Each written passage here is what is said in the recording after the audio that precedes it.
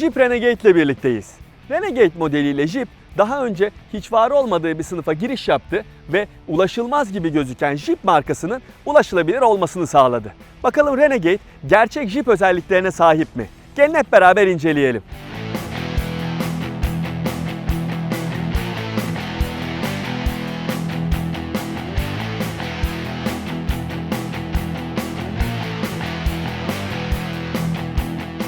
Öncelikle tasarım olarak Renegade'in gerçek bir Jeep modeli olduğunu net bir şekilde görebiliyorsunuz. Çünkü sınıfındaki rakiplerle kıyaslandığı zaman Renegade yerden yüksek bir hatchback gibi değil de bu kutu gibi olan kare formu neticesinde tam bir arazi aracı gibi görünmeyi başarıyor. Önüne baktığımız zaman burada Jeep'in karakteristik özelliği olan 7 parçalı panjuru görüyorsunuz. Ayrıca buradaki yuvarlak far tasarımı ve onun üstündeki dümdüz gelen kaput çizgisi neticesinde Renegade kendine has bir görünüme sahip olduğunu net bir şekilde gösteriyor. Biraz daha geldiğiniz zaman burada dikey bir tane ağaç sütunu görüyorsunuz ve bundan dolayı ön camda çok dik ve aracın dikdörtgen formda olmasında büyük pay sahibi. Çamurluklarına bakacak olursak bu çıkık çamurluklar da Renegade'in arazi aracı kimliğini net bir şekilde göz önüne seriyor.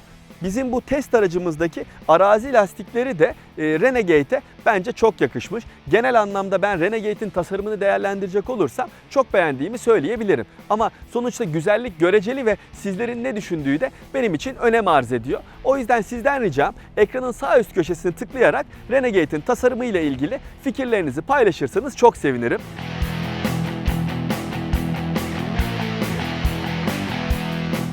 Gelelim Renegade'in arkasına. Arkası da önü gibi kendine has karakteristik tasarım çizgilerine sahip. Bunlardan en belirleyici olan burada görmüş olduğunuz kare formlu stop lambaları. Ayrıca otomobilin arkasına baktığınız zaman da bu dikdörtgen köşeli formu neticesinde sınıfındaki tüm rakiplerinden ayrılıyor ve bir Jeep modeline benzer formda olduğunu gözler önüne seriyor.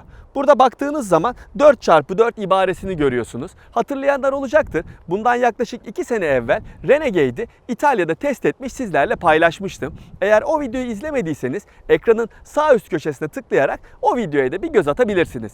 Biz şimdi Renegade'in bagaj hacminden biraz da söz edelim. Burada 351 litrelik bir yükleme hacmi sunuluyor. Bu sınıfın beklentilerini karşılayacak düzeyde ama beklentileriniz bagaj hacmi anlamında beklentileriniz yüksekse biraz küçük gelebilir. Ama bagajın sağında ve solunda yer alan bu fileli bölmeler neticesinde fonksiyonelliği bir nebze de olsun arttırılmış vaziyette. Bakalım Renegade'in arka koltuklarında nasıl bir yaşam alanı sunuluyor. Diz mesafesi fena değil. Bu sınıfın beklentilerini karşılayabiliyor ama Renegade'i rakiplerinden bir adım öne çıkartan şey kesinlikle baş mesafesi konusunda. Çünkü aracın tasarımı dikdörtgen formlu olduğu için tavan arkaya doğru alçalmıyor ve görmüş olduğunuz gibi çok ferah bir baş mesafesi sunuyor ki panoramik cam tavandan dolayı tavan biraz alçalmış olmasına rağmen yine de burada çok rahat bir şekilde oturabiliyorsunuz. Ayrıca bu geniş cam yüzeyler neticesinde de burası son derece aydınlık ve ferah. Üçüncü yolcu için burada fena sayılmayacak bir yer sunuluyor. Ufak bir tane şaft tüneli var ama yine de ayağınızı onun üstüne yerleştirebiliyor olmanız zor durumda kaldığınızda burada oturabileceğiniz anlamına geliyor. Artık lafı daha fazla uzatmadan Renegade'in sürücü koltuğuna geçip sürüş özellikleri kısmına geçme vakti. Hadi gelin.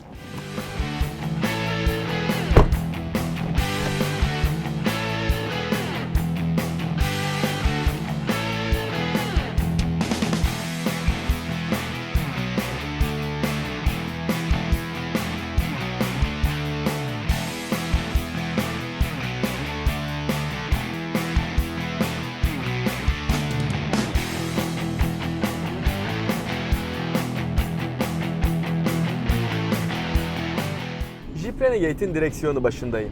Renegade her ne kadar Fiat 500X ile aynı fabrikada üretiliyor olsa da aynı altyapıları, aynı motorları, aynı şanzımanları, aynı yürüyen aksamları kullanıyor olsalar da kesinlikle içine biner binmez bambaşka hissettiriyor.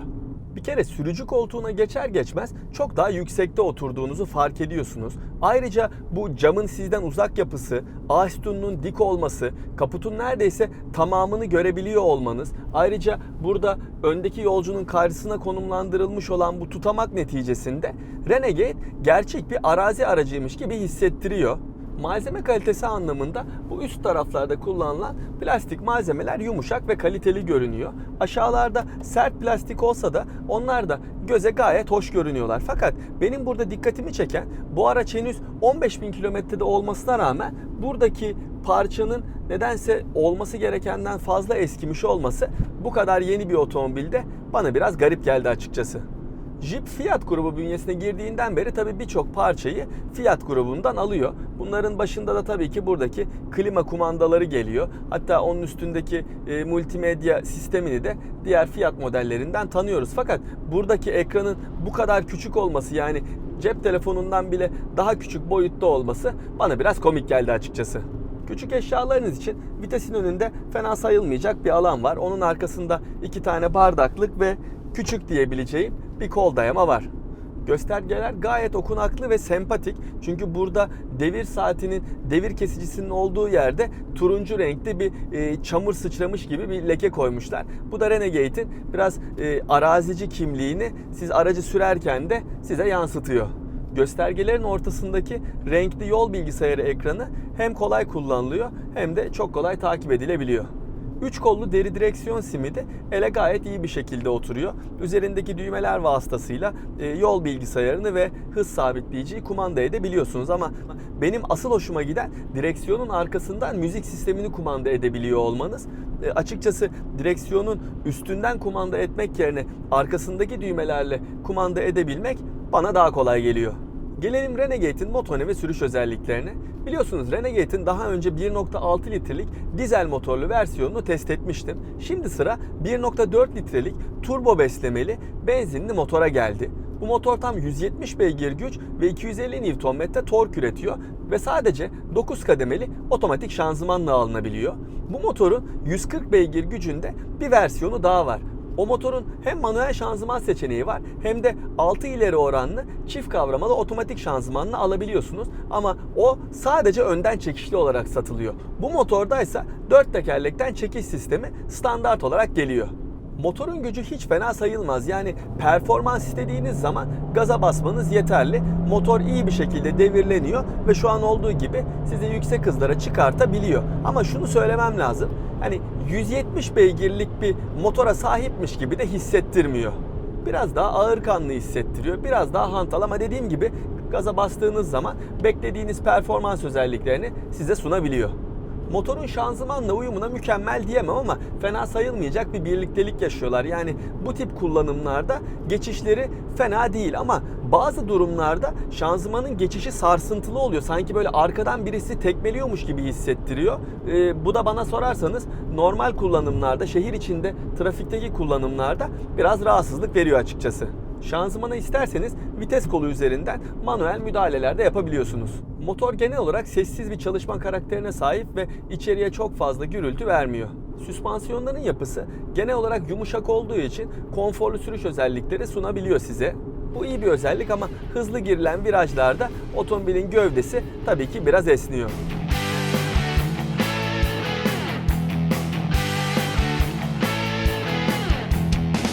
Direksiyonun ağırlık dengesi iyi ayarlanmış. Çok hisli bir yapıda olduğunu söyleyemem. Yani sürücüye otomobilin önünde olup bitenler hakkında pek fazla bilgi vermiyor. Ama yine de bu sınıfın beklentilerini karşılıyor diyebilirim. Test etmiş olduğum bu Renegade'in yalıtımı açıkçası bana pek iyi gelmedi. Çünkü hem aerodinamik özellikler neticesinde yüksek hızlara çıktığınız zaman rüzgar sesi kabinde duyuluyor ama bunun haricinde araca sonradan takılmış olan bu arazi lastikleri yol sesinin ve lastik sesinin kabine çok fazla girmesine neden oluyor. Yani şu anda saatte 90-100 km hızla gidiyor olmamıza rağmen yoldan gelen o gürültü açıkçası beni biraz rahatsız ediyor. Renegade'in asfalt üstündeki sürüş özellikleri başarılı ama bu aracın 4 tekerlekten çekiş sistemine sahip olduğunu söylemiştim. Bu da size ne kazandırıyor? Bu şekilde sinyalinizi verip yol dışına çıkıp arazi şartlarında vakit geçirebileceksiniz demek oluyor. Şöyle söyleyeyim, Renegade normal şartlarda oto modu seçiliyken zaten önden çekişli olarak ilerliyor ve eğer çekiş kaybı yaşanırsa gücün belli bir kısmını arka aksa aktarıyor. Fakat buradaki ana kumanda ünitesi vasıtasıyla isterseniz arka aksı kilitleyebiliyorsunuz. Ama onun haricinde burada 3 tane daha farklı mod bulunuyor. Bunlar kar, kumlu ve çamurlu zeminler olmak üzere size seçim şansı sunabiliyor. Onlardan istediğinizi seçerek bulunduğunuz ortama göre, bulunduğunuz zemine göre Renegade ile biraz keyif yapabiliyorsunuz. Açıkçası ben Renegade ile vakit geçirdiğim süre boyunca bundan daha zorlu arazi şartlarında Renegade'i denedim. Açık söylemek gerekirse Renegade sınıfındaki birçok rakibine kıyasla arazi üstünde çok dinamik, çok başarılı performans özellikleri sunabiliyor. Bunu net bir şekilde söyleyebilirim. Hatta şu an gördüğünüz gibi bu çamurlu zemin üstünde ben kayarak ilerliyorum ki gerçekten insana keyif veriyor. Artık asfalt üstüne tekrar çıkalım ve sürüşümüze devam edelim. Gelelim son olarak da Renegade'in yakıt tüketimi konusuna. Ben bu aracı yaklaşık bir haftadır kullanıyorum ve bu süreçte 300 kilometre mesafe kat ettim. Şu anda yol bilgisayarında bana 11.6 litrelik bir tüketim ortalaması gösteriliyor. Bu değer tabii ki çok fazla. Her ne kadar Renegade'li olan sürüşümün büyük çoğunluğu şehir içinde gerçekleşmiş olsa da yine de benim fikrimi soracak olursanız bu 11.6 litrelik değer çok yüksek. Yani şehir dışında açık trafikte geçireceğiniz zaman artarsa bu tüketimi biraz daha aşağılara düşürebilirsiniz ama 10 litreler seviyesinin altına çok fazla indirilebileceğini zannetmiyorum.